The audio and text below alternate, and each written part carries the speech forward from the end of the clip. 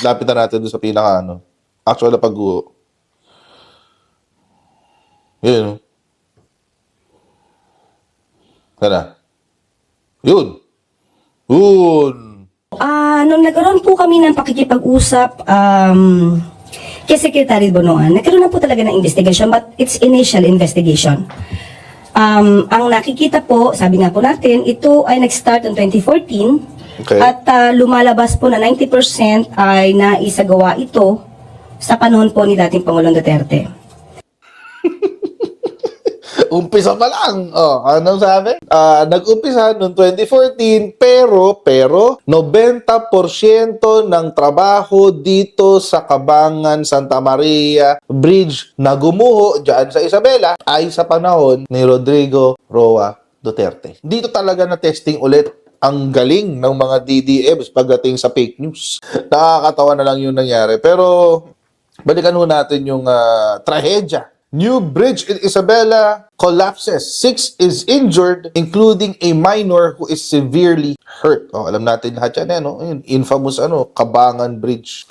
Newly opened bridge in Isabela collapsed on Thursday, February 27, leaving 6 victims, including a minor who sustained severe injuries according to authorities. So, alam na natin lahat yan. Pero, syempre, tayo, ang sabi natin, Duterte legacy yan eh. And mga kotsero, nakakatawa dito, ang ginastos, 1.2 billion in total. Nakakainis, di ba? Bakit umabot ng 1.2 billion? Kasi mga kotsero, may mga allotment eh.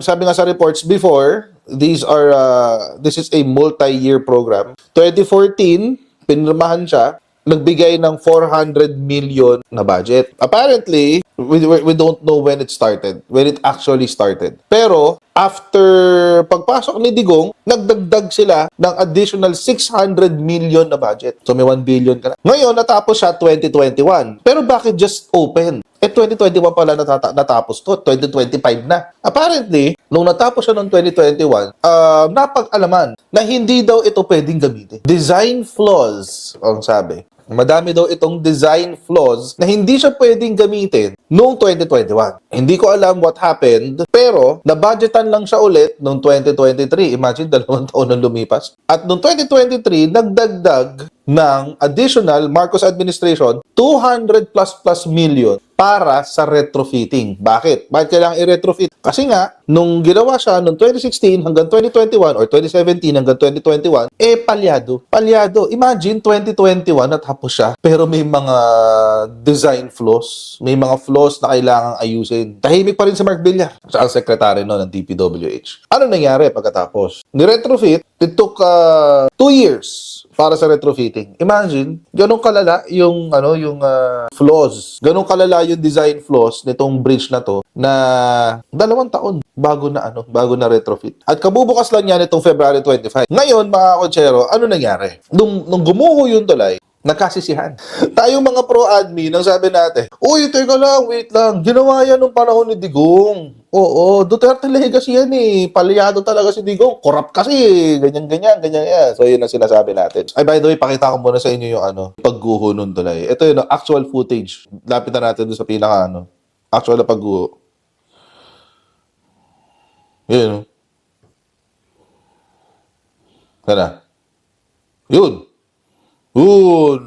Bakit daw isisisi kay Tatay Dugong nila? Exactly. Yun nga yung yun na ngayon yung contention ng kabila. Nagulat din ako kay Heidi Mendoza. Kasi si Heidi Mendoza, ipinost niya yung kontrata ng construction noong 2023 lang. Talagang pag anti-Marcos ka talaga, lalabas at lalabas. Yung 2023 lang na budget ang kanyang ipinakita. Hindi niya ipinakita yung sa 2014 tsaka yung 2017. Ito kayo na sinasabi ng mga DDMs. May mga nagkiklaim na Duterte daw yung bridge na bumagsak. Fake news po iyon. Ang mga dilawan, loyalista nga na din po ang nagsabi hindi totoo ang bill ni Duterte. Lahat ng infra ay project ni Abnoy kasi siya ang nagsimula at ni Bangag kasi siya ang naggupit ng ribbon. O, ganun pala. O, yun. Fake news daw yan, fake news. Yan yung sinasabi ng mga DDMs, di ba? Tapos, ito pang isa. Ito yung kontrata na na inilabas ni Heidi Mendoza, 2024. O, di ba? Masyadong targeted sa isang lang. Ayan, 2023. O, yan. Ngayon, mga kotsero, Kaya nga sinasabi ng mga DDMs, hindi kasalanan ni ano yan, ni Digong yan. Kasi si Bongbong Marcos na yan eh. Kita nyo naman 2023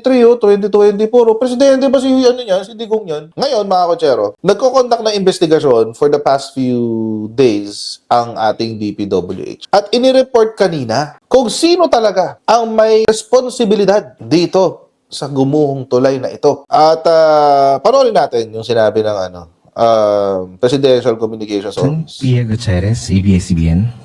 Hi ma'am, magandang umaga. Ma'am, regarding yung sa pag-collapse ng bridge sa Isabela, is the President asking for or directing an investigation on this, especially to find out whether corruption was involved? Yes po. Nung nagkaroon po kami ng pakikipag-usap kay Secretary Bonoan, nagkaroon na po talaga ng investigation, but it's initial investigation.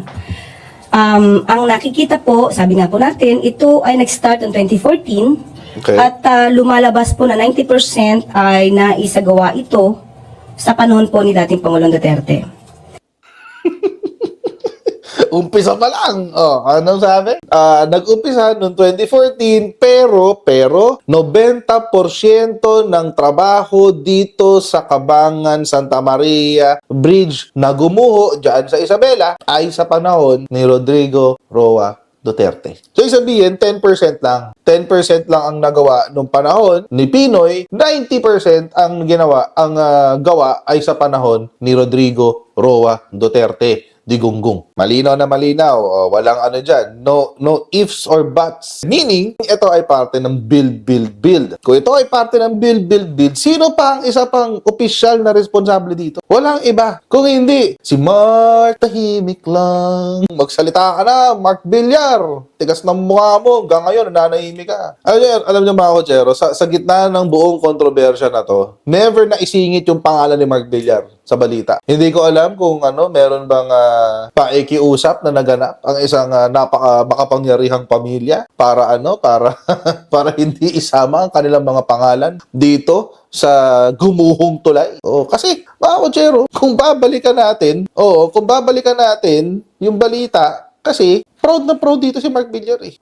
In his report to DPWH Secretary Mark Villar, Region 2 Director Melanio C. Brioso said that the 639.6 million bridge project across Cagayan River is expected to be completed next year. Ayun, proud na proud sila dito eh. At saka alam nyo mga kotsero, come to think of it, si Mark Villar, tahimik talaga siya kahit sa Senado, hindi mo alam kung anong ginagawa niya. Si Mark Villar, binoto ko rin yan, pero ngayon parang pinagsisisihan ko na rin. Kaya ayoko, di ba marami tatanong sa akin, sinong listahan ko sa 2028, itong 2025 elections. Ayoko na mag-share ng listahan, guys. Sabihin ko na lang sa inyo yung huwag iboto. Anyway, tuloy natin yung video. Ang sabi po ay nagkaroon po ito dahil sa mga earthquakes, sa kung ano sa tagal ng panahon, hindi na siya naging matibay at kailangang i-retrofit sa panahon po ngayon.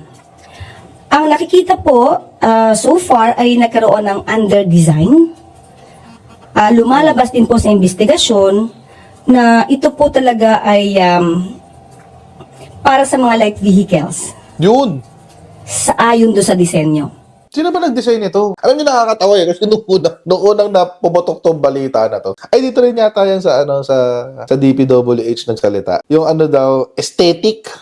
Maganda ro kasi aesthetic eh. Ayan. Mapakita ko sa inyo. Loko tong DPWH na to nung panahon ni Mark Villar. With its aesthetic design, the new bridge is seen to boost the tourism in the province as it will be the first of its kind in the country. With its aesthetic design, aanhin namin yung aesthetic kung hindi magamit. Aanhin yung mga taga-Cabangan, Santa Maria at taga-Cagayan, yung tulay na yan, kung hindi, kahit gaano pa ka-aesthetic yan, kung hindi magamit. Diyos ko, nakakatawa. Aesthetic? Yun talaga ang basis. Diyos ko naman, Duterte, aesthetic talaga. Nakakaloka. Aanhin ko yung aesthetic kung hindi ko magamit yung tulay. Ang haba yata niyang tulay na yan. 720 lineal meters. Ang haba nun. Parang, di ba, parang sayang. Light vehicles lang ang pwedeng dumaan. Hindi ba naisip nitong mga engineer na to na napakahaba ng tulay at kung yung tulay na yan ay makakatulong para makatawid ang mga sasakyan dyan sa Cagayan River, malamang sa malamang, may gagamit dyan ng mga heavy load. Oo, kasi mas mapapabilis yung biyahe nila eh. Kaysa umikot pa sila, itatagusin na lang nila yung tulay. Di ba naisip yun? Oo, aesthetic talaga ang inisip eh. Napakagandang tignan, pero hindi mo magamit.